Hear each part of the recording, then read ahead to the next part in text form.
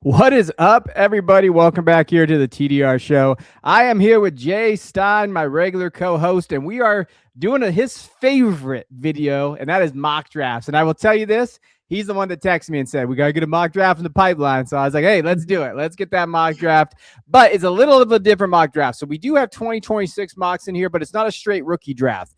Reason for that is a lot of undeclareds right now, a lot of guys we don't necessarily know the quarterbacks yet. And so we don't want to dive into just a straight 2026 mock because there's a lot of unknowns. But what we did is basically said, you know what, let's draft everybody. Let's do combined mock 26 through 29, kind of intertwine some of our Devy stuff. But even if you don't do Devy, this will still give you 2026 guys. It'll help you kind of understand kind of where the values are right now. And this is me and Jay kind of mocking it for you guys, kind of where we're at, with these prospects, right? So this is a lot of kind of an all-encompassing kind of draft here. We're going to be talking about pick value, where we feel comfortable in the 2026 value. Jay got some sweet charts I don't know anything about, so we're going to put that on there too. We're going to be talking about these rookies and kind of diving into it. So we're really excited about this episode. It's going to be a lot of fun. So stick with us. If you're on the podcast, we appreciate you guys. And we'll start this rookie mock right after the intro.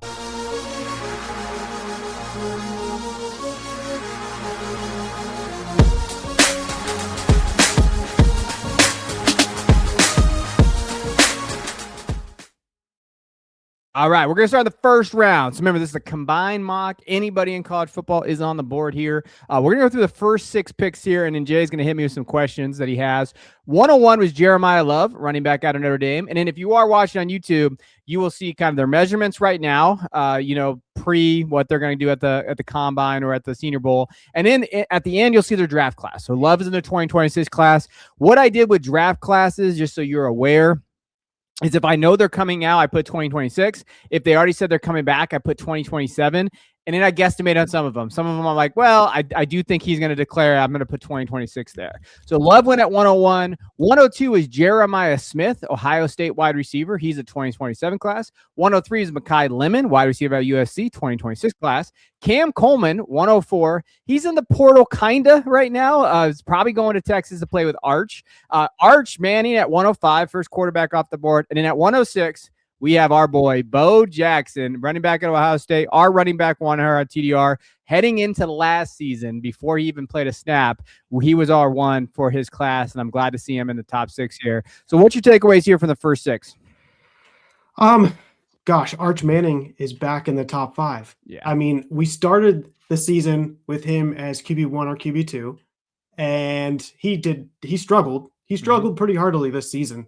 And then the last few weeks battling his way back into the top 6 of our mock draft here. That's pretty amazing. What are your thoughts on Arch Manning? So here's the thing. I picked Arch. Full disclosure, everybody out there, I did it. And I'll say this about Arch. He has bounced back historically, right? Since the kind of collapse against Ohio State, he looked okay. But in context, first ever game on the road at Ohio State against that defense, which Jay will know, he watched it. I mean, they only allowed one team to have over 17 or 16 points this year.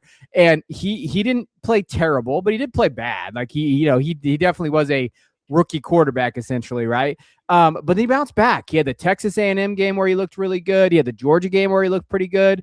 Then you kind of see that. And then against Michigan, 21-34, 221 yards. And you know the big thing, and we've talked about it plenty on this show, rushing. 155 rushing yards, 9 carries, 4 total touchdowns, right? And like you see him really locked in. Khalil Clockett, he's got Ryan Wingo there, who I love. I think Ryan Wingo's great. And you just see that development. And when I think with quarterbacks, what you're talking about here, he's more decisive now. He's trusting his reads, which I don't think he did early on in the season. He's using his legs as a weapon, right? Not a crutch, not like, oh shit, I got to go. Like I'm going to run. Now it's, hey, I'm going to use my legs to go try to score a touchdown. I think that's huge. He's really slippery in the pocket now, really through contact. He's very, very dangerous when he escapes the pocket, but he's become a better passer too, right? And I do think in context, when we're talking about Arch, I think you have to know the Manning name matters. You know that. Like the Manning name matters. I think if Arch Manning came out right now and said he's declared, I think he's 101 over everybody. Mendoza, Dante, they would take Arch Manning 101. You tell me the Raiders wouldn't take him 101 right now? Absolutely they would. So like to me, he's still at the 105, and I think that he should be the first quarterback off the board. Man, I mean, like this season, it feels like the quarterbacks fell hard. You Yeah. got Arch Manning and DJ Lagway, which we might mention later in Ooh. this coming mock draft. Maybe not. But like that quarterback that in Devy, that quarterback, that sticking power of the quarterback is really tough to judge from year to Yes. year. And Arch Manning definitely had this flop narrative going on throughout the season. Tough game against Ohio State, tough game against a couple other plays, tough game against Florida. But coming back in the Citrus Bowl against Michigan, that was a statement type of performance, especially like we mentioned, the rushing on the ground. This guy is kind of started at the top, had an epic fall where he kind of became a butt of people's jokes, and now he's back in the top 5. That's pretty interesting in an area where, for us, we kind of de-emphasize the quarterback. It's hard to get those quarterbacks right. He's still up in that top 5, and that's really cool to see. What else are you thinking about the top 6? We talked. We haven't gotten to 7 through 12 yet, but the 2026 wide receiver Mekhi Lemon is here, the first off our board. Yeah. How are you thinking about Mekhi Lemon? I mean, he's my one right now in the class. So, like, I'm very comfortable with that in terms of where he's at. And I think that's why the 2026 guys go a little earlier in these things. Love, Lemon, like Jeremiah's great. We love Jeremiah Smith, but we got to wait another year, right? So, like, when you're thinking of him, I think you can't go wrong with those first 2 picks. I think with Mekhi, we did a video on the YouTube channel, me and Christian, if you want to go check that out, or on the pod, like we kind of broke him down more. But he is just phenomenal. I think he's one of those guys that can be a top 15 pick. I think that he can be a wide receiver 1 on a roster, and I'm very comfortable with him in that range. Cam Coleman at 4 is a little high for me, but he might be going to Texas with Arch, right? He might be in there with Ryan Wingo, Arch Manning. That might be the best offense in the SEC. And Cam always has had the talent. Auburn just hasn't had the arms, right? Like, no offense to Jackson Arnold and these guys, but they just hadn't gotten the football. But I think the biggest thing about this group is, you have 2 elite guys, Love and Smith at the top, and then you have some talented guys here. Bo Jackson is the running back 1 of the 2028 class, and I don't think it's very close right now. I think there are some guys out there that can definitely pop off next year, but Bo looks phenomenal. Bo looks like Travion Henderson did. Bo looks like all these guys that have just been great at Ohio State. I mean, shoot, you could say Dobbins, J.K. Dobbins. You can go through the list here. Like, Bo looks like that Ohio State guy. But let's jump over the 1 through 12, or 107 through 12, and then we can talk about some of these other guys too in context. At 107, we have Bryant Wesco Jr., Clemson wide receiver, 27 class. 108, Julian Sayin, quarterback at Ohio State, who was pretty much the one, right? We even mentioned it. We talked about it on the show for a little while, but struggled against Indiana, struggled a little bit against Miami, kind of bounced back, but definitely some growing pains there through just 14 games started. Carnell Tate at 109, Ohio State wide receiver 2, who I don't think has been very healthy down the stretch. And also, I don't know if he's going to declare. I don't know what's going on with Carnell Tate. Haven't heard anything from the Ohio State guys yet. We're still waiting on that. 110 is Jordan Tyson, Arizona State wide receiver, who has declared he's in the 26 class. 111 is Dante Moore, who could rise up if he does declare. I think this is one of those things, the quarterback out of Oregon, we're kind of wondering, okay, what's he going to do after the Indiana game? If they win, will he declare? If they lose, what does that look like? And then Bryce Underwood, quarterback out of Michigan at 112. I don't think I would have taken Bryce this high. I don't know if I did take Bryce. I don't know if that was me. But I understand it based on tools and everything there. I think my big question for you as an Ohio State fan, what is your takeaway with Sayin? Are you comfortable with him being at 2? What you saw him the last 2 games here against Indiana and Miami, both losses, and he had that turnover against Miami, the pick 6. How are you feeling about Sayin? Yeah, Julian Sayin statistically had one of the best seasons in all college football from the quarterback perspective. When you think about QBR, adjusted yards per attempt, EPA, a total EPA per play, this guy just had a phenomenal season. There is not I stack his stats up with most of everybody else. The problem is when it came to playing the big games against Texas to start the season, which maybe you can have the narrative of like he's just nervous, that was his first start, but then you go against Indiana in the Big Ten title game, and then Miami. He did not look that great against Miami. He's able to find Jeremiah Smith quite a bit, but he still seemed to be a bit accurate. But when the pressure got to him, he couldn't evade the rush, and it felt like he was dealing with the subpar offensive line play that game. But he wasn't able to manage through that and get the ball where it needed to be. And we saw some of that against Indiana, and just sort of magnified against Miami as well. Even with that being the case, he threw a pretty awful looking pick six against Miami, but he also threw a pick against Indiana and Michigan as well. But it didn't knock him off his game. He was still incredibly efficient, very accurate, getting the ball to his playmakers. It felt like a quarterback that knows how his physical tools don't wow you. He's not rocket arming these things, but he's very, very accurate. He's putting the ball where it needs to be on the right time. He's just got a lot of, to get to that experience to get him to that point where he's able to be kind of like ice cold, like Fernando Mendoza is in some of these throws. And I don't think he was quite there, but statistically, he looked really good. Top decile in QBR, top decile in PFF grade, top decile on adjusted yards per attempt, top decile in adjusted completion percentage. I think he set records in terms of completion percentage as a first-year starter. Yes, he had the weapons, and maybe you might make an argument about the schedule, the level of competition, but he was, even though the level of competition might not have been up there, he was able to put up the numbers that he needed to put up. So when I look at it from a data perspective, this looks like one of the better QBs in all of college football as a first-year starter at Ohio State. I'm just really excited to see, he'll be my QB1 next year, even over Arch Manning for next year. But I'm just excited to see what he does next year in 2026. And if he can add on to this, if it's, adding more of this high level performance onto it, or if he takes a step back, because sometimes with the first year starters, you see them rocket off and they do really well, but then they take a little step back in the second year starting. If he's able to build on this, being one of the best passers in all of college football and do it again, man, I'm going to be pretty high on him. Yeah. So. Yeah. I'm okay with it. I wrote about him after the bowl game with Miami, and I kind of talked about it. I think it's going to help him as a quarterback develop. I think it was a good learning experience for him, those couple games there. And when biggest thing that I noticed about him on the game, he held the ball too long at times. I thought the holding the ball was a big thing. He failed to reset quickly when his first read was disrupted. I don't think there was a lot of games this year, and you mentioned kind of like the schedule, but I don't want to be a Ohio State hater too much. Like, they're still one of the better teams in there. But I don't know how many times his first read was disrupted. And I think Miami had a great game plan. A lot of the teams try to take away Jeremiah, which opens up a lot of other stuff. I don't think Jeremiah, I think they basically said Jeremiah is going to get his. There was bracket coverage, but not what you usually see. Like, Jay can attest to this. Like, Jeremiah Smith usually gets three guys covering him at any point. And then, Sand done a great job of getting other guys the football. We didn't see that, right? I think that's why that first read is disrupted a little bit. And, the one thing he really needs to work on, taking long sacks, right? I mean, when you look at it, I think he had negative 48 yards rushing from those sacks that he took, because he just 8-10 yards. So instead of it being second and 13, it was second and 18, second and 21. So those are the things he's got to work on, but he's still a great young quarterback, right? He's still one of the best quarterbacks in college football. So I don't mind him there.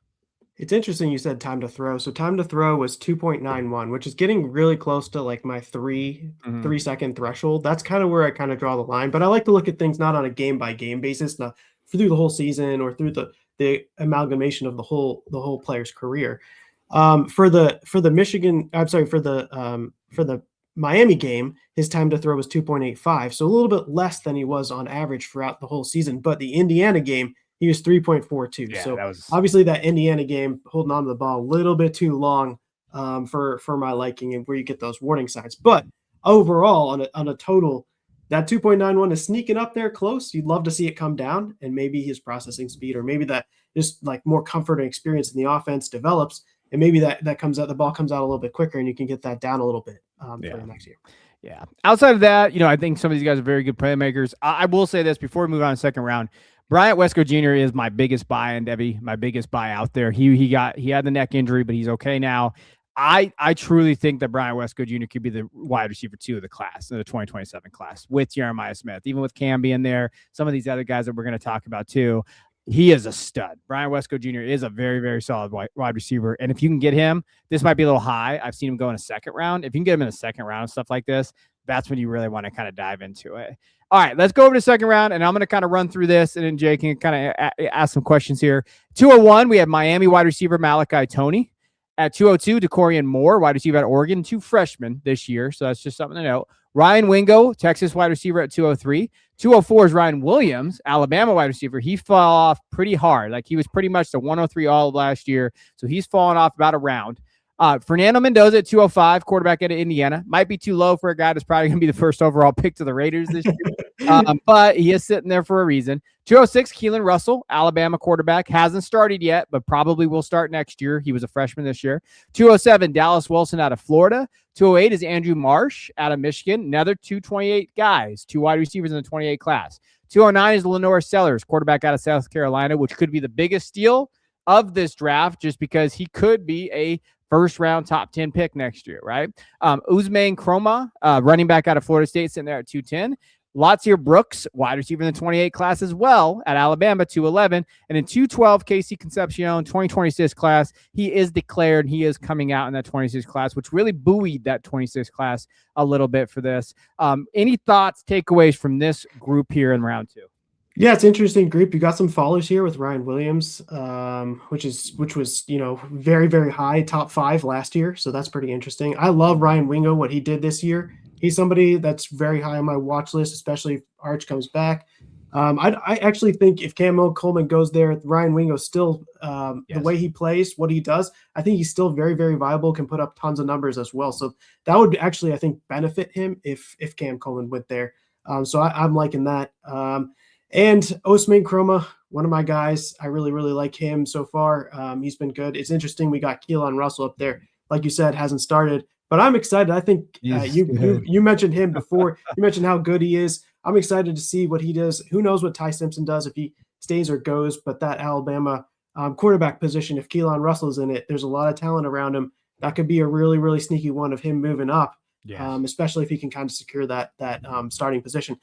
So my question to you, the 2028 wide receiver class, we got 3 here. We got Malachi Toney, who just came out of what feels like is a reclassification, came out of nowhere to me, but he really had a fantastic season. Zakorian Moore, who has largely been the wide receiver 1 of this class for some time, kind of showing up this season. I like what he did. And then Andrew Marsh, another huge riser for in the Devy ranks out of Michigan, kind of pairing him with the freshman quarterback they have there. What are your thoughts? Do you think this is the right order? Do you think somebody else should go above Andrew Marsh there, or do you think these are the top 3? Well, we got Dallas Wilson too. You forgot about him. He's in. Dallas Wilson. Oh my gosh, Dallas Wilson as well. Of course. And we got Latsier Brooks on here too. There's 5 2028 freshmen in here. Jay's used to not these type of numbers. These are way too easy numbers for Jay. Like, counting to 5 is not something that he's used to. It's usually something else. But yeah, I mean, you got Toney, you got Moore, you got Wilson, Marsh, and Brooks in there. Yeah. I think for me, this is the correct order right now. I think you could argue that Brooks should be ahead of Wilson and March, and I would totally understand that. Latsier Brooks has looked like the best Alabama wide receiver. I mean, I think you could argue that him and Ryan Williams should be flipped, because Brooks was the guy they were going to down the stretch. It was not Ryan Williams. Like, Brooks really, allowed them to win that Oklahoma game, had those couple touchdowns, looked really good. I think Toney is electric, right? Like, we always look for that next guy, that next Tyreek Hill. We hear that a lot. He could be that guy. I think that he could be that electric kind of playmaking guy. And he's been good. Zakorian Moore has done enough. The guy that I'm going to fall back to, I love Andrew Marsh just as a Michigan guy. I do think he's going to transfer though. So that's just, something to note. Like, I think that he's going to move on based on the coaching staff, what's there now. But I think the guy that I have the most hope for, and it scares the hell out of me. And the reason why it's going to scare the hell out of me is because we've seen this happen before with guys that are uber athletic, right? Jurion Dickey, for example. I can give you that example. That don't really play a lot because they're injured, but then they show flashes. Like, you see, hey, what's going on here with this kid? And that's Dallas Wilson out of Florida. Like, I think he has first-round talent, but unfortunately, we just haven't seen him on the field, right? And I think that's the big thing. And the games that we did get to see him a little bit, when you're thinking of what he put up, 12 catches, 174 yards, and 3 touchdowns this year. The only game he was healthy was Texas. And unfortunately, Texas got hit with this.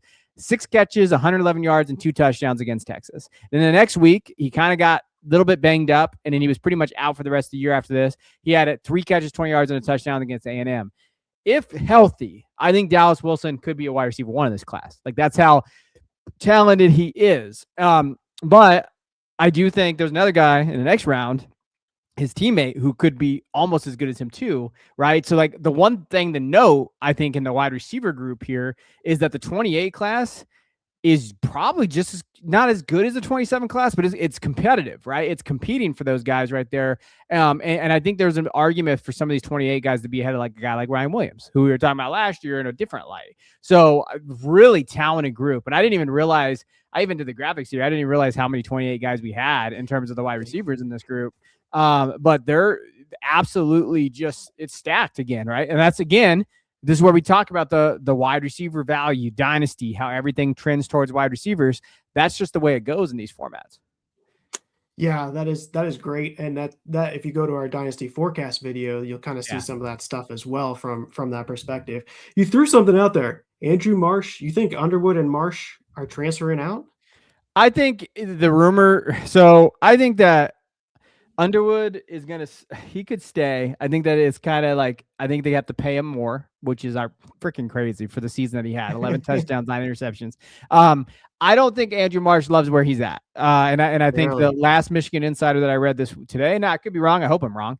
But the last Michigan Insider I read today saying he wants basically he wants to be paid, because the offense that's coming in, even though it does put up a lot of numbers, it doesn't necessarily have like that one guy like Andrew Marsh maybe wants to be. And there is some question marks if he wants to be in Beck's offense, which totally understand. New offense coordinator, new head coach, didn't get recruited by basically all new coaching staff. So I understand it. I get it. It would suck because I think Andrew Marsh was very good last year for us, for Michigan, and definitely kind of played his role in there. But we could definitely see a change. But that's just the landscape of college football, right? That's just what it is.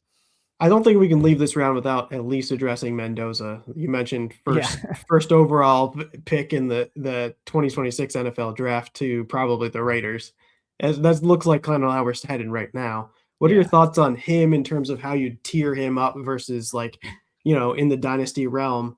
Is this a top end guy? Is this a premium type of guy? Or is this kind of like, an average type of first round quarterback from Fernando Mendoza? Christian did a great article on our Substack where he charted all his on-target throws. It was a freaking great article. And he mentioned in there, he talked like Kirk Cousins, like Jared Goff, like, and that's where I kind of think Mendoza could be, right? Like, and that's totally okay. He's going to get buoyed up because of the class, the QB class, and like the lack of guys at the top. And don't make a mistake. Like, he is very good. Like, he might win a national title with Indiana, right? Like, if we're talking about that, like that's legitimate what he's been able to do. But I think from a fantasy perspective, to me, it's more of a Jared Goff kind of profile, right? Like, and that's okay. And he went number 1 overall too, right? Jared Goff. Like, we've seen this happen. But that's where I have with him, which at 205, it might be too low, right? I think that I have him overall, my big board 105-ish in that range in just the 2026 class. But I understand taking some other guys over Mendoza based on ceiling. Yeah. The one thing I wanted to mention before we move on to round 3 is the reason why Keelan Russell is so high. Keelan Russell, okay, I'm going to say this, and I'm probably going to get canceled. I think Keelan Russell is a top 5 Devy pick next year. Lock it in. Like, I think that we could be looking at it like Sayan gone, Arch gone, all those guys that we kind of talked about, and Keelan Russell is that next guy. And I think that he's already locked in Alabama. He said he's going to be there. He's going to save Kalen DeBoer's job. I mean, with what he did, over 5,000 yards passing his senior year at high school, played in Texas 6A. He was a dog. Right. Like, so let's be real about Keelan Russell. He was one of the best quarterbacks in high school 2 years ago. I think in that offense, and Grubb's offense, what he can do and put on the field, I think he's going to be a top 5 pick in this type of format next year. And I think he can win the Heisman. Like, that's the level of talent. And Jay knows I have Keelan Russell. I have had him as QB1 over Underwood all season last year. Like, I was kind of the outlier there with Keelan Russell, but that's just how good I think he is. I'm looking forward to that. I hope it's what it is.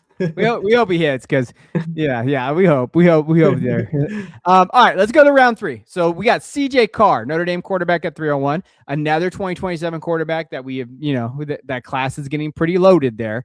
302 is Vernal Brown, a wide receiver out of Florida. 303, Kenyon Sadiq, tight end out of Oregon. Nick Marsh, 304, newly Indiana Hoosier, which just sucks. damn it. Great for Indiana and great for like even fantasy and football. It's great. Just not for Michigan fans and Ohio State fans. TJ Moore is sitting at 305 at Clemson. Chris Henry Jr., that's the first true freshman coming into school.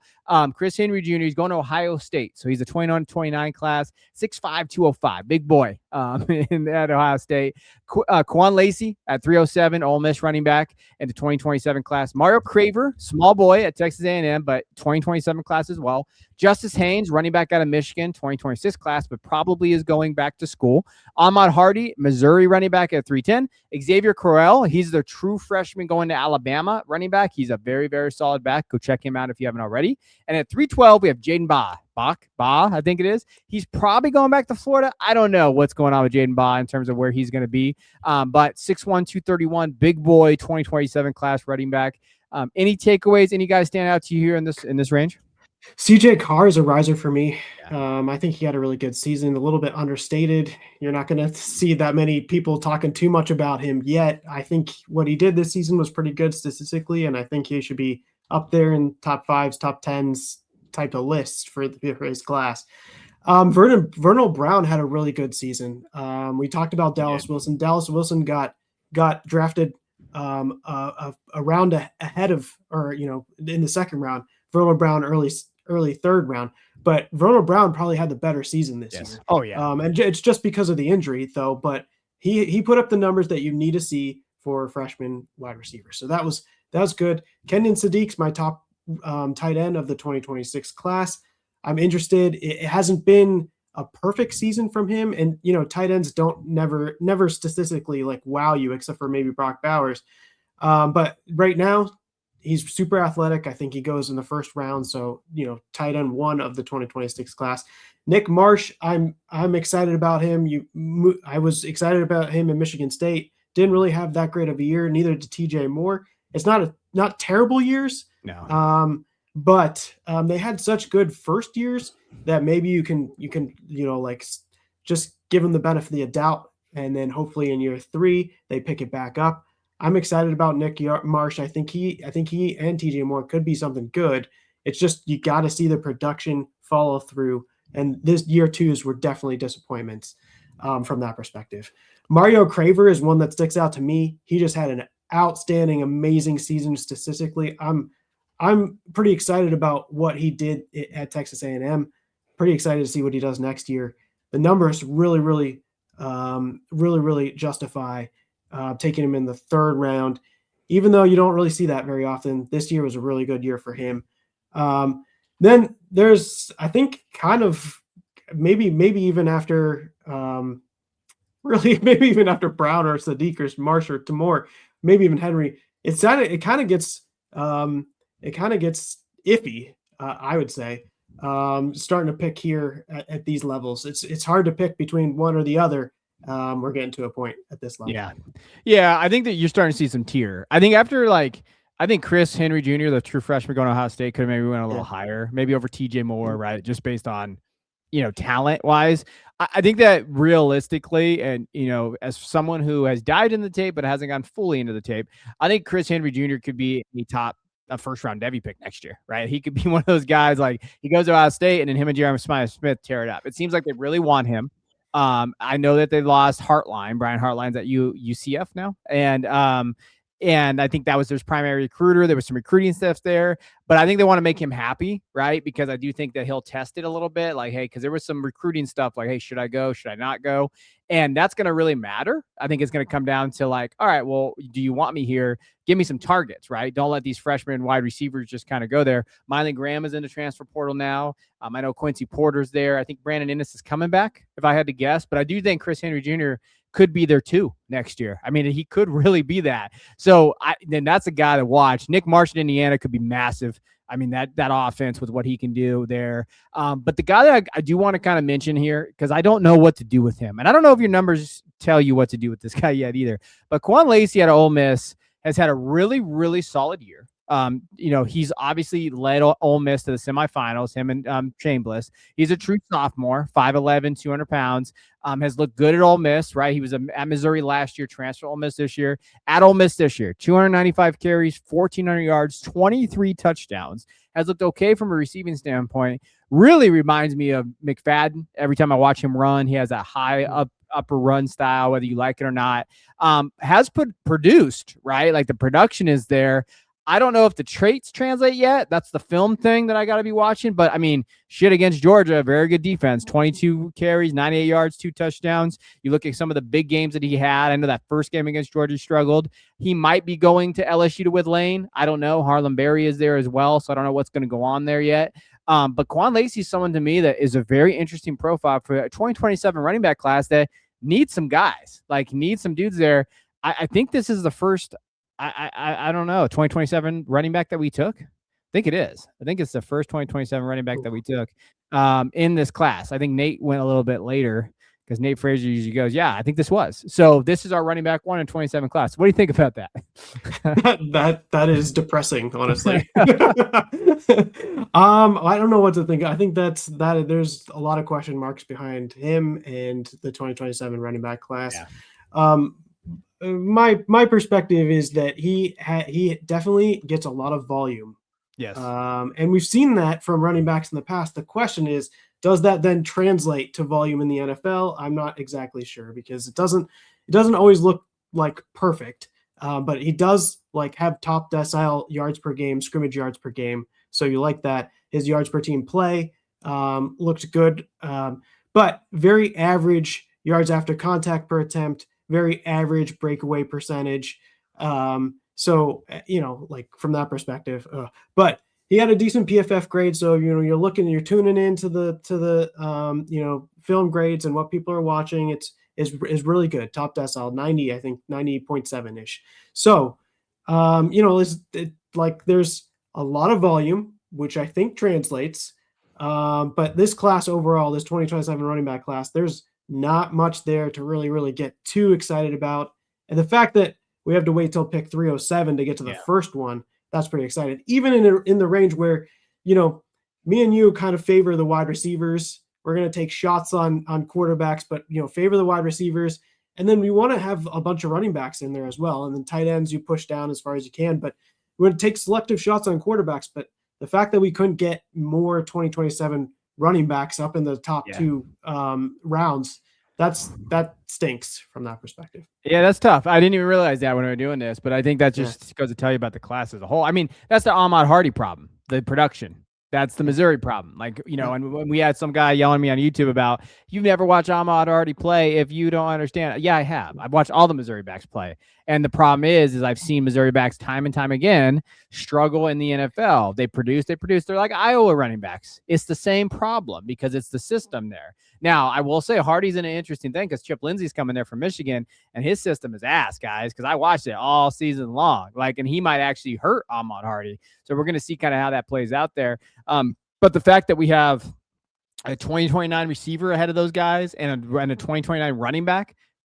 chipping on their heels right there, as good as Corral could be, right? I think that's a little nerve-wracking in terms of the value there. All right, let's jump over to round 4, and then we're going to go round 5. Then we're going to really break down kind of best players available after that, and then go over kind of rookie mock, like a 2026 mock based on these guys here. So 4th round, Denzel Boston at 401, wide receiver out of Washington. Jonah Coleman, his teammate, at 402. Nate Frazier, 2027 running back out of Georgia, at 403. Elijah Surratt, that's Jay's guy, Indiana wide receiver, at 404. Harlem Berry, he was a freshman this year at LSU, running back, at 405. Jeremy Bernard, 406, a wide receiver out of Alabama. Tristan Keys, 2029 class, wide receiver. He's going to Tennessee, which don't love for wide receivers based on that offense. Just a side on that, I was reading a Dante Thornton. I don't know what I was reading, but I was reading a Dante Thornton article about him getting drafted, and every single question was, what routes can he run? Because we know Tennessee doesn't run an NFL offense. And he said the reason why the Raiders drafted him was because they watched his Oregon tape. And you can attest to this. I love Dante Thornton. Jay knows all about that at Oregon. I thought he was special. And then he goes to Tennessee, and he actually outproduced what he did at Oregon. but they're like, we can't use any Tennessee film. So what do you do? That's a problem, right? So that's just something to know when we're thinking of like these top guys going to Tennessee. Omar Cooper Jr. at Indiana at 408. He still has eligibility, so I don't know when he's coming out. Jack Indries, he did declare tight end out of Texas at 409. 410 is Ty Simpson, quarterback out of Alabama, and it's pointing like Ty is going to be transferring and staying in college. Katron Allen at 411, running back out of Penn State, and then Savion Hitter, I'm very careful with that last name. At 412, running back out of Michigan. He's in the 2029 class as well. I think the question I have for you, just looking at this, because I do have a question for you here. What is your, what's your takeaway with Elijah Surratt out of Indiana? Because I know you've kind of been back and forth on him. Is he in your top 5 wide receivers right now or in that tier? For the 2026 class, he's number 5. Okay. But he's in a lower tier. So I have the first 4 in the tier above him. And then I have him and Denzel Boston, who we took a little bit earlier here, in the same tier, in a tier 3, but no tier 1 wide receivers in the 2026 class for me. So right now it's Mekhi Lemon, Carnell Tate, Jordan Tyson, and Kevin Concepcion, or Casey Concepcion in tier 2, and Elijah Surratt and Denzel Boston in tier 3, with a little bit of a gap between the two. I think both of them we were talking about this in the Discord, I think both of them had slightly disappointing year 4s. They weren't exactly. Elijah Surratt may have been, there were 2 games less they didn't play, and then it may have been the emergence of a guy we have at 4.08 with Omar Cooper Jr. taking some share from him as well. But like still a decent season, still putting up like sort of film type stuff that I think the NFL is going to be interested in. He's still getting draft capital, top 3 rounds, probably not a first round guy. Although at points during the season, people were having him up in the first round, but more like a second, third round type of player. But he has the frame and he makes those contested catches that are maybe a quarterback's good friend, where he doesn't necessarily have to be separated or completely wide open. He'll just go up and get that ball, or if it's one-on-one versus the other. And then numbers wise this season, it wasn't perfect, but there was a lot to like. He had 20% target share, a 2.52 yards per route run, 26% targets per route run, 14% first downs per route run. So lots to like there. He actually had the same yards per game as Omar Cooper Jr. did, with 2 fewer games, but they both averaged about 60.6 yards per game, which I thought was pretty interesting. A top decile reception yards per team pass attempt. So the thing that I'll mention is this year, from a numbers perspective, if you're looking about experience adjusted metrics, above the line type of stuff, this year was a down year for him on that market share stuff. But year 2 and year 3 were great. Okay. So if you look at him from a prospect as a whole, not just looking at what happened just this last year, but you look at him as a whole, you'll like his total profile more than if you just look at what happened just last year. Okay. Yeah, I agree. I think that this class is going to vault him up in the top 5 or 6, right? And like he's probably going to go day 2 though, because of the class. Like, and some teams are going to really, really like him. Not a ton of ceiling guys in this group. In terms of the freshmen, you could probably take them out. They might hit their ceiling. We don't know. They're getting drafted on that. I'll say this. I really like Jack Indries as a tight end. Like if you're looking for that tight end, and like in those tight end premium leagues in the 2nd, 3rd, 4th round, he didn't have the year that I wanted him to have at Texas this year, but at Cal with Mendoza for the last 2 years. So his freshman year, 35 catches, 408 yards, 2 touchdowns. His sophomore year, 56 catches, 623 yards, 2 touchdowns. Last year at Texas went down a little bit, 33 receptions, 346 yards, and 3 touchdowns. So like the production wasn't really there, but that Texas offense, and he had to block a lot more. So I think I will say, because they were so awful at blocking, that O-line at Texas was really bad. They just had him in line a lot, right? And if you're going to look at the difference between like a guy like Jack and Sadiq, Sadiq was more your out slot type of receiver. Indries was more of your guy that's going to be in line blocking and doing the run and pass blocking. His run blocking grade's almost a 70, so that's pretty good for what they asked him to do there. His pass blocking grade's about a 65. So Jack Indries is more your inline guy, but he's pretty athletic too. But he is your standard Terrence Ferguson, right? That going to be pretty athletic, can catch the ball, can be in line. Isn't going to break a ton of numbers, but I do think Jack Andrews is a guy to watch in this late rounds. Ty Simpson declare or not? What do you think? I don't think so. I think he's coming back. I think if he would have had a better end of the year, he would have been declared. Like, I think that if he would have looked better against Oklahoma, looked better against Indiana, not gotten injured, right? I don't know what's going on there. If he's smart, he'd declare, because who the hell is going to be QB 2 or 3, right? If Dante Moore goes back, who is it going to be? Is it going to be Chambliss, right? Trinidad? Is it going to be some of those guys? We mentioned that. Like, so I think that if he wanted to come out, I still think he'd be the 2 or the 3 if Dante goes back to school. But me personally, I think he's leaning like transfer portal, maybe go to Tennessee, right? Go to some place that's going to go that. But he's going to have to go to transfer portal because Keelan Russell's coming and he's going to start over him. Wow. That'll be fascinating to see, especially if he comes back and tries to stay at Alabama, how that QB development who's going to start next year discussion going into this next season. Yeah, we'll see. All right, let's go to the last round, and then we'll kind of go over the other stuff. So at 501, interesting player here, y'all. Listen, Zachariah Branch out of Georgia has bounced back, Jay. He did it. He had a pretty good year this year. I think he had over 85 catches, over 800 yards, I believe. I don't know how many touchdowns he has off the top of my head. But at Georgia, he's I don't know if he's going to declare or not. We'll see what happens there, but we have him at 501. Eli Stowers, tight end out of Vanderbilt, 502. Everybody loves this kid. I'm not on that train yet, but he's drafted here. 503, Tavion St. Clair, another true freshman quarterback, right? When you're thinking of like, hey, hasn't played yet at Ohio State, but you get a lot of love out there. He might have to wait beyond saying for another year. Omarion Miller, he's in the portal right now, wide receiver out of Colorado, but he is in the portal at 504. JKS out of Cal, quarterback, he's at 505. Isaac Brown's in the portal at 506, but Florida has been mentioned for him a lot, so we'll watch that. Jamie French, Texas wide receiver, true freshman this year, has some numbers, did okay. Chris Brazell out of Tennessee, 508. Max Clare at 509 at Ohio State, tight end. 510 is Deuce Robinson, who is going back to Florida State, the big receiver out of there. Caden Durham, he's in the portal. He's a running back at LSU. He was some people's 1 and 2 this last year, the 27 class, but he's dropped down here to 5'11". And at 5'12", we drafted Jordan Marshall, Michigan running back at the 2027 class. Any quick takeaways from this group here, Jay, or any guys that maybe stand out to you? Yeah, I mean, you mentioned Eli Stowers, and you're not kind of on board. I completely understand that. He's my tight end 2 right now in the 2026 class. The problem is like the tier prospect level of these guys. Sadiq is a tier 3 guy. Stowers is a tier down to tier 4. So I don't have any tier 1 or 2 tier 2 2026 tight ends this season.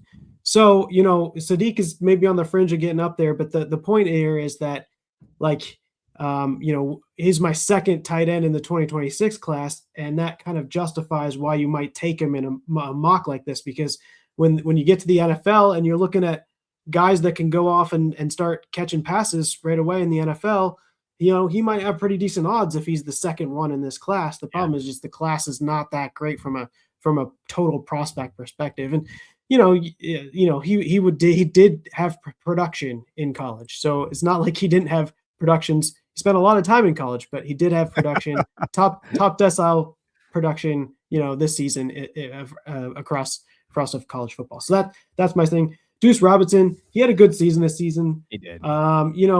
This is one of those situations where he had to get out of USC, goes to Florida State, and he produced. I'm kind of surprised I didn't see him enter the draft this year, because he had one of those years where he could be one of those sneaky guys in this draft. But he goes back to school. Who all knows what happens with Florida State and how that offense shapes up. But likely he'll, if he stays at Florida State, he'll be doing something similar like he did this last season. Maybe put up some more numbers. So I think that's pretty interesting. The 2 questions I had for you, Tavion St. Clair and Jamie French. Jamie French. That one's the one that feels like it's a little bit out there for me. You don't like Jamie about those guys? What's I just didn't see him produce very much this year. Yeah, he didn't. I mean, that's the thing. I think that, but Texas is kind of revamping. You've seen a lot of their dudes go in the portal, right? DeAndre Yeah. Moore, Livingstone, those other guys. And when you're looking at, I know Khalil Lockett is there. Like, I understand that. Let me pull up the Texas depth chart. And again, if Cam Coleman ended up coming over there, that's going to muddy up some waters there. Emmett Mosley is really good. I know McCutcheon is there. I know those guys are there. I just, when you're looking at Michael or Jamie French, I do think that he can be a weapon in that offense. He was a very, very solid recruit coming out of there. This is one of those things, though, for me, is just like an upside play there. I don't know how much run he's going to get at Texas. Maybe he ends up transferring. There's still a lot of time in the portal there, but had a good profile. Did have a good profile in high school. The St. Clair one is easy for me. He's been getting a ton. The one team, and you know this because you're an Ohio State fan, but everybody else that's watching or listening might not know this. The one team that doesn't really talk up guys, it's Ohio State. Like, you don't really hear Ryan Day talk about. He's kind of he's just like a depressing coach because he doesn't really say a lot of great things about his guys. He says a lot of good shit about Tavion St. Clair. Like Nick Saban-ish. Well, he needs to keep him there because he does. He's got Saban for one more year, and then this is going to be the heir apparent after that. He does, but there's also they love him, right? And you didn't really hear that about Julian Saban. Remember Keinholz and all that stuff? Like it was I don't know who's going to start, and look how good Saban is. So to me, part of this is they really do like Tavion St. Clair, and you're drafting him in this range. You're going to have to hold him and stash him. I get it. But to me, Tavion, man, he can be Ohio State quarterback. Julian Sam is going at this range last year. You get him again, or you don't even have to draft him this year. You just draft him next year because he's going to sit behind him again, but he'll get that bump because they're going to think he's the next guy. I haven't really heard any portal news out of them, in terms of quarterbacks. I think Tavion's their guys. They're going to be his QB2 going into next year. And if someone having to say in and get out in the field, I think he could really take the reins too. 6'4", 230. He's got an arm too. This guy could be special. From Ohio State's perspective, you just got to keep him in the mix. In the day and age of the transfer portal where you can go and start somewhere, I bet there's a lot of people that are very, very interested. So, you have Julian Saban for one more year. You kind of got to keep this guy around at Ohio State if you're an Ohio State fan. Yeah, 100%. All right, let's go through some of the guys that didn't get drafted that we maybe, want to talk about a little bit. Florida quarterback DJ Lagway. That's a big question mark. Don't know where he's going. Florida State, he's got a ton to work on right now, and I understand not drafting him. Chris Bell out of Louisville, wide receiver, towards ACL, right? So that's really why he kind of fell off the board. Notre Dame running back Jadarian Price is someone I like more. Maybe he should have got on the board, maybe over French and some of those guys. He's a name to watch. Jadarian Price for me is a name to watch. Maryland quarterback Malik Washington's fine. He's got tools, but he's not ready to get drafted in the top 5 there. Ohio State Quincy Porter could bounce next year. Mylan Graham's gone. Now you're looking at, hey, could be that next guy. We'll see. Maybe Carnell Tate leaves. Clemson wide receiver Antonio Williams. He's mid. If that's the kids say. I don't know. He has his flashes his freshman year, kind of falling off a little bit. Eric Singleton Jr. actually just declared, which is going to confuse the hell out of me. I don't know really what Eric Singleton Jr. is in terms of a prospect. Khalil Lockett should be probably on the board instead of French, maybe in that range. Washington quarterback Damon Williams at 2027. USC wide receiver Jacoby Lane. Oregon running back Jordan Davison. Those are just some of the guys that we could have mentioned, but those are the ones that have the best player available in terms of the rounds there. One or two names to you maybe stand out that should have maybe been drafted, or you're like, no, that's a perfect spot for them. No, I think Lagway is the interesting one. Yeah. He had a pretty decent freshman year, although it was on a few games. Sophomore year was, he was coming into the season. There was an injury. The Florida program was all over the place. It did not click. It did not work. And for him, could he have a bounce back year next year after he transfers, find a right spot, is completely healthy? Sure. And then we got to move him up because he's got a lot of tools. But I think there's so much uncertainty with him now, just because of the way he played this season, that's a tough one. That's high risk, high reward. Could we probably have snuck him in the 5th round? Probably, from that perspective. Yeah. What happens at OSU wide receiver? You assume Carnell Tate moves on. You have Mylan Graham, Bryson Rogers, a couple other guys transfer. You got Brian Hartline, now the coach of USF, now that the Buckeye season's done. Which is which is a huge loss for the Buckeye wide receiver room after he's developed so many great wide receivers that have gone on and done well at Ohio State and then been high draft picks and gone on to the NFL.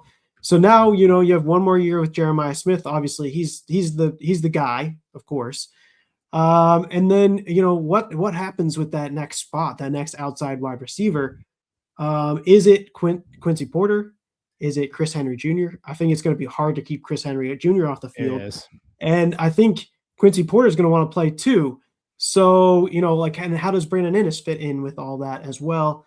It should be pretty interesting to see how that plays out. I think there's a little bit more uncertainty this season than there was last year, where we knew Jeremiah Smith and Carnell Tate were going to be the guys. And we thought Max Clare would get some work as well, but really it ended up being Jeremiah Smith and Carnell Tate. Next season, I think there's a little bit more uncertainty about who's going to take that next leap and who's going to be that second wide receiver at Ohio State, the next guy that Sand can count on. So Singleton's an interesting one. He fell down. He did not have a very good season, but there was stuff to like about his first 2 seasons that I thought were interesting when he played for a different team other than Auburn. So that one guy's interesting. Jacoby Lane, he had an okay season. He just makes those highlight reel catches, and he's part of this 2026 class. I can see why somebody might take a stab at him, but numbers wise, it never really hit for me. Hold on. You know why he has so many highlight reels? Because he can't separate. That dude has to catch everything contested catch. Like he should have went back to school. Makai going out, he could have been the 1 or 2. Like he would have crushed it. That's the one. He's the one guy on this list. I'm so confused. I mean, Singleton a little bit, but at least he has a skill. He's freaking fast. Like Singleton is just going to be fast and kind of run everywhere. Jacoby, I don't know what he's doing. I don't know who told him to come out. Like that's a rough group with him, because I don't know. I don't think he's going to go day 2 now. Like I really don't, even in this class, which is huge for him. Like that's scary there. But sorry, go ahead. And you're going to talk about Jordan Davison. Go ahead. No, I'll just mention the freshman running backs at Oregon were really, they popped this season. So I was a little nervous about what they were going to do, especially they had that transfer in there that ended up not playing very much. But Davidson and Hill from Oregon for their freshman years looked pretty good. I'm excited about, the prospect of them of where they end up next year. Man, the fall off from Makai Hughes needs to be studied, because you didn't know his name. That transfer that didn't do much. Poor Makai Hughes. Like he was going first, second round in some drafts I saw. But yeah, no, you're right about Jordan Davison. I wrote about him. I think that he's underrated. The running back by committees hurts him a little bit. But when you're seeing on the tape right now, like 113 times, 665 yards, 15 touchdowns, he definitely scores. Like Davison does that. Don't sleep on Hill either. He looked good this season too. Yeah, no, 100%. And then when you're looking at like his numbers, Davidson's numbers, 55 missed tackles forced, 3.33 yards after contact per attempt. Really shows it. Receiving doesn't really show up in the box scores, but you have seen it on tape in high school. Like this Oregon group with Jordan and Hill, right? It's Hill. Those guys could be legit running back by committee 2028 guys. Like very solid there. When you look at the numbers, or just kind of the positional breakdown of drafted players, going through it here, do you have the numbers off the top? Do you want to go through it? Yeah, so we had 60 players drafted total for the 5 rounds. So that's your total right there. But from a positional breakdown, about 30 of them, 29 of them, we took as wide receivers. So that tells you we're very high. Maybe we're putting a little positional value on the wide receivers more so than the running backs in these 2026 through 2029 classes. That's not always the case. A lot of times there'll be a lot of running backs in something like this, but we had a lot of wide receivers in this group. I think Kevin and I will both say that 2027 class, the 2028 class, even the 2026 class, and then in the 2029 class, we had 2 or 3, maybe 2, Tristan Keys and Chris Hilton Jr. wide receivers go. So a lot of wide receivers, 29 wide receivers. Next position was 16 running backs. You'd wish that number was higher. I think that talks about how the 2027 running back class is not that great. Even the 2026 running back class is Jeremiah Smith and a bunch of maybes. So that's where we're kind of struggling there. We'd love to put a lot more running backs in this, but we just aren't seeing a lot of that talent there from a Devy perspective. Tight ends are at 4. That's probably too high, honestly. Yes, it is. It is. Yeah. And then quarterbacks, like we're taking some risks. We had 2 or 3 go in the first round. I think generally my trend, I used to bet a lot higher on these quarterbacks just because of in Superflex, there's so much positional upside. And I think from, being a part of the Devy Royale and being a part of the, Campus-to-Canton and Devy leagues in that format for some time, just kind of just more cautious on the QBs now. And so you get a little bit more pushing those down. So obviously a lot of wide receivers, a lot of running backs. The next, you'd love to take more shots on QBs as well. But we got a decent 11 amount in there. The next thing I just broke down was the schools. So we had a whole bunch of Ohio State players. I think there was even 4 in the first round, but quite a few Ohio State players. And then I believe that's 7 Ohio State players drafted here, 6 Alabama players, 5 Michigan players, 4 Texas guys, and 3 Oregon. So I always think that's interesting just to kind of look at the big programs, where these Devy players are coming from. Yeah. From that perspective.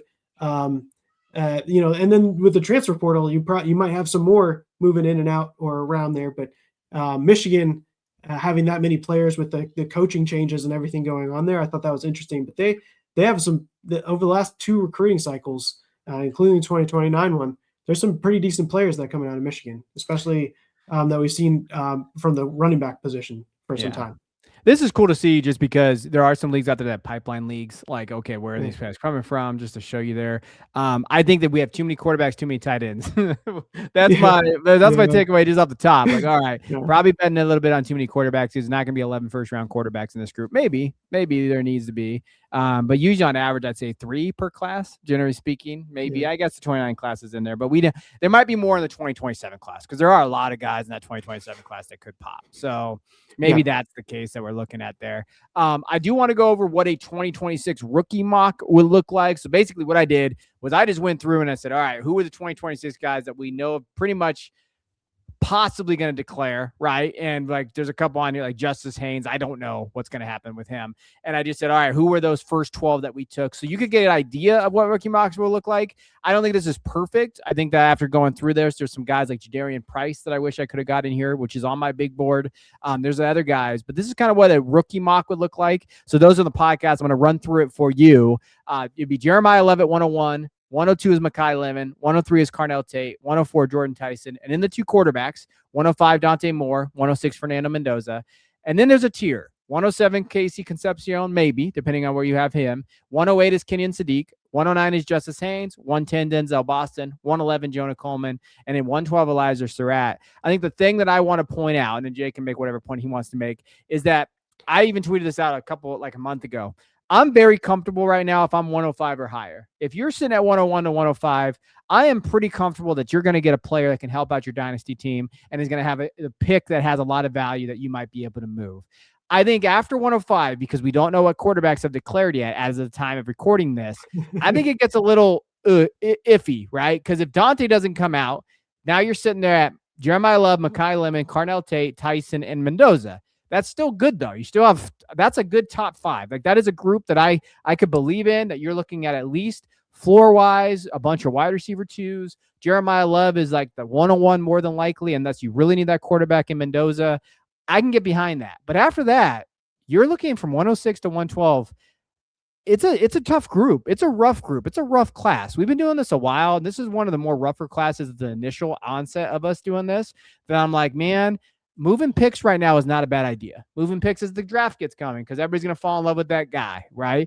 But if I have 101 to 105, I'm happy with that. If I can maybe tier up to get into that 105 range, like I think someone moved to 111 in an asset to get up to 105 in one of the leagues they asked me about, I would try to do that too right now. So just for like a dynasty perspective or what you could do based on where you're moving around at, that's where I'm at with pick value. 101 to 105 is a pretty comfortable spot for me right now. Yeah, I would tend to kind of agree with that, especially if we don't get Dante Moore. If we get Dante Moore, 106 it seems like a good cut. But like what I'd say first off and foremost is there's a tier for me after 101. So Yeah. for me this year, the premium top end guy, sometimes we have 3 premium top end guys, sometimes we have 5, sometimes we have 1. And this year for me, it's 1. It's Jeremiah Love. I really, really like Mekhi Lemon. I love what he was able to do. I think Carnell Tate and Jordan Tyson are awesome. In terms of quarterbacks, Dante Moore and Fernando Mendoza are decent enough. They'll be maybe first round picks. So I get that from that perspective. But for me, it's Jeremiah Love tier than the rest of those guys. Yeah. Those guys are the next tier. And then the other point I'd make is Casey Concepcion. I think he proved a lot this season. I think he should be considered right there. Maybe there's a tier after Mendoza / or more, however you'd order those after 6, assuming they're both in there. But I'd say Casey Concepcion, and especially if Kenyon Sadiq goes in the first round and is really athletic, which I think he will be, those 2 guys I think would be the next tier. Okay. And then after that, for me, it's a big kind of fall off. It's a big drop after that. So that's kind of where I finish my tier 1 and tier 2 guys. Tier 1 being this year only Jeremiah Love, and tier 2 being all those guys all the way through Kenyon Sadiq. Then we're into tier 3, which are, those prospects, the way the percentages works and the probabilities works, they're not easy hits. Not all of them are going to hit. You're going to have a ton of misses, which means the back end of your first round is not safe. The back end of your first round in this year's 2026 rookie drafts is not safe. So you want to be 107, 108 and up from that perspective, or trade out and get more from that from another perspective, so you can have more shots, because you might have your favorites, but it doesn't feel safe at the back end of the first. It doesn't. And I think you're right in terms of where your tiers are. Totally cool with that. Like, if you think Love is there, that's perfectly fine. I do think that there's a clear 101. You and me are pretty much on the same page with Concepcion, like in terms of what he could be, right? And like in that range, going to get pushed up. Could be, personally, I think that someone could like Casey more than maybe Jordan Tyson. In my opinion, like they might look at him and say, hey, I like the gadgety. I like he's a hell of a punt returner. That's the other thing too. I mentioned this.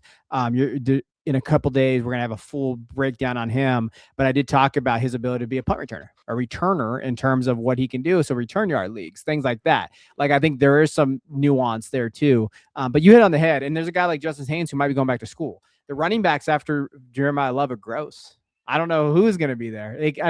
Somebody asked me a question about the running backs. Running back 2 to 7 could be all different guys, depending on 2 to 10. If you really want to go that there, like they really could be in terms of the class and where they're at. Guys like Singleton or Jadarian Price or Katron Allen, who we did have on there. He just didn't make the cut there. There's a lot of guys in that 2027 class, that running back position, that I just don't know. Like, I don't know where they're going to be, where they're going to go to in that range. So, any final thoughts here on the mock in terms of what we did, or anything that we want to say that like we messed up or anything? No, I don't think we really messed up anything. I think I think what we're gonna probably be digging in and probably get you guys some 2026 mocks that go into the second, third, fourth round.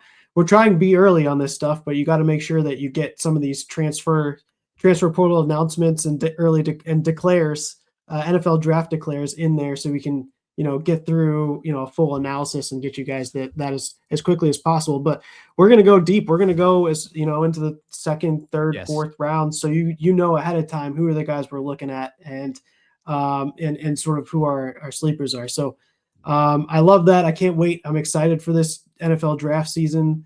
The NFL season's over. We're on to the playoffs. And for me, this is the exciting time, because now we're really focused on those 2026 rookies. And the rookie classes going forward, and what it could be for your dynasty next year. They have to declare by the 23rd of January. So what we'll have on this channel, we will have on the 26th a rookie mock. And I hope, my plan is at 4 rounds, baby. We're going to go 4 rounds deep on the 2026 class on the 26th for you guys. In terms of like, all right, let's get into this now. Let's start talking about rookies, and let's start going over kind of who's declaring, who isn't. And then we'll be on the full page, and go check out our Patreon, go check out our Substack. I mean, we're having, we already have that going on there. This off season, mock draft Mondays are going to be back. We're doing I have one coming out, a startup in terms of what people are doing. They're actually having startups right now because they're degenerates out there. I'm doing a lot of dynasty strategy. I talked about insulation value in the last week's article. I'm looking at contenders. We'll have strategy every week for you guys. And we're just going to have a ton of content out there for you, charting guys on all 22. We're going to have a bunch of content here on this channel in terms of rookies. So we're diving in, and we have the backing, and we have the, in my opinion, we have the reputation of knowing what we're talking about and knowing what we're doing for you guys to help you guys win your league. So that's why we're here.